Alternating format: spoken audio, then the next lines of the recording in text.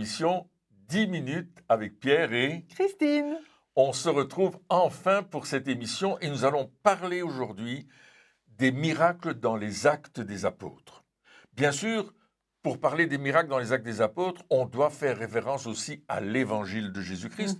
Et la Bible nous dit que Jésus a accompli beaucoup de signes, de prodiges et de miracles. On les trouve dans les évangiles d'ailleurs. Absolument, il y en a énormément. Voilà. Mais Jésus ne se contente pas de les faire, lui, en accord avec le Père. Il va aussi dire que nous pouvons également et que nous allons également les faire. Et là, il le dit dans Jean 14, 12. Il dit, en vérité, je vous le dis, celui qui croit en moi fera aussi les œuvres que je fais, et il en fera de plus grandes, parce que je m'en vais au Père. Belle promesse. Hein? C'est une belle promesse. Alors, déjà, faire les œuvres que Jésus fait, c'est déjà extraordinaire, mais alors là, Jésus dit, il en fera aussi de plus grandes, parce que je m'en vais au Père. Et c'est ça qui est important. Parce qu'il va nous envoyer le Saint-Esprit. Parce qu'il va nous équiper. On a besoin d'être équipés. On a besoin d'avoir cette autorité, cette puissance qui nous permet justement d'accomplir les signes, les prodiges, les miracles qui vont accompagner la prédication de la bonne nouvelle du salut en Jésus-Christ. Et c'est ça qui va se passer dans les Actes des Apôtres. Alors, il nous parle justement de Acte 1:8. Oui, il va dire, mais vous recevrez une puissance, le Saint-Esprit survenant sur vous, et vous serez mes témoins à Jérusalem, dans toute la Judée, dans la Samarie et jusqu'aux extrémités de la terre. Et je trouve ça extraordinaire parce qu'à un certain moment, Jésus avait dit, bon, je ne fais rien de moi-même, je fais ce que je dois faire au Père.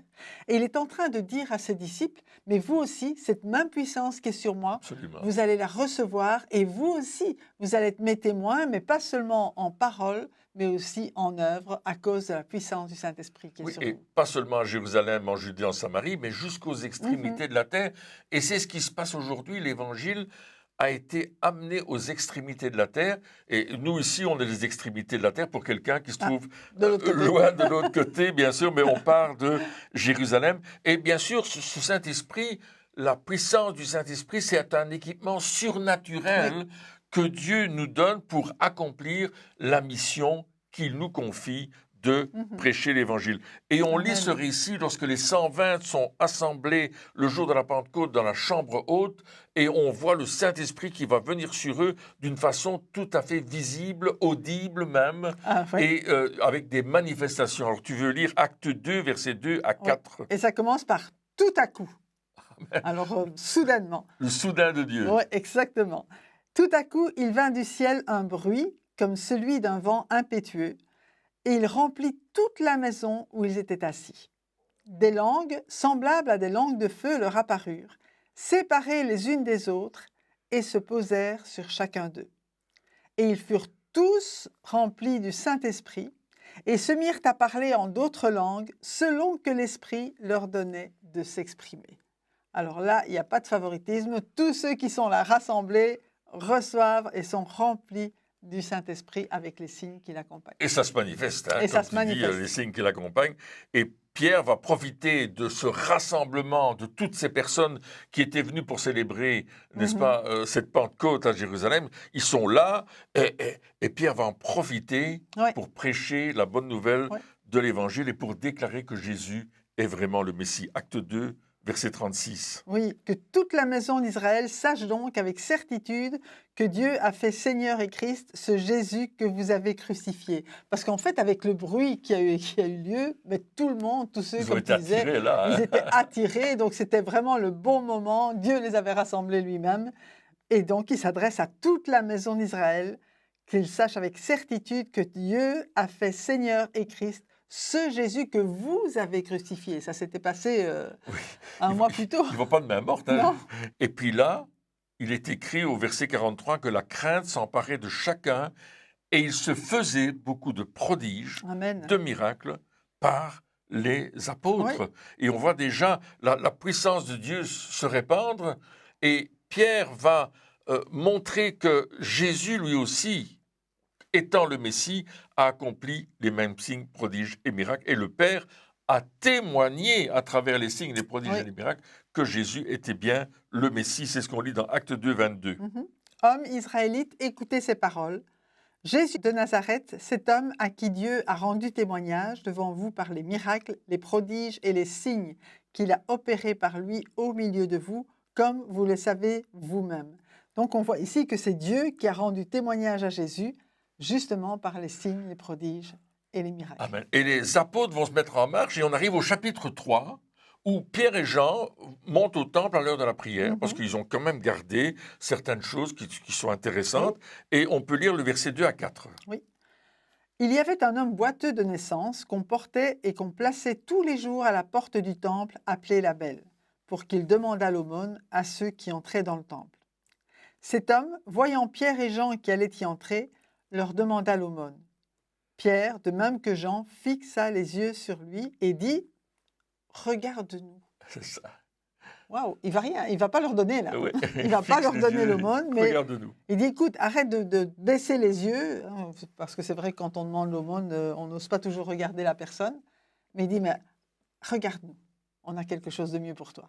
Je n'ai ni argent ni or, Voilà. mais ce que j'ai, je te le donne. Au Amen. nom puissant de Jésus-Christ de Nazareth, lève-toi et marche. Alléluia. Alléluia.